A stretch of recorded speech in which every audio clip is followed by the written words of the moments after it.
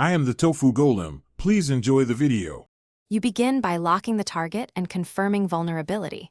Scan for hull integrity and crew numbers so you know how many breaches you'll need.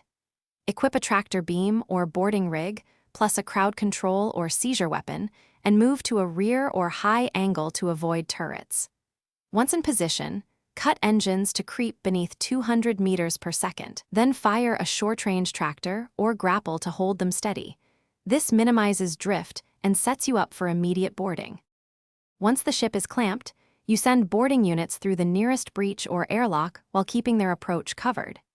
Use EMP, seizure grenades, or ship systems to drop shields and shut down shield stalk systems.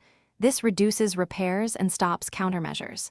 Prioritize the power core to prevent systems reboot, then sweep to the bridge. Securing command halts navigation and weapons. Make sure to coordinate drones and your personal team so you lock down systems fast and prevent crew from regrouping. You finish by securing the bridge and forcing a system-wide power down. Once command is held, order prisoners restrained and cycle life support isolation to stop resistance. Then inspect and salvage high-value components like the drive core and navigation arrays before looting weapons bins. If the boarding stalls or alarms trigger, pull back immediately, repair your tractor or boarding rig, patch seals, and re-evaluate entry points.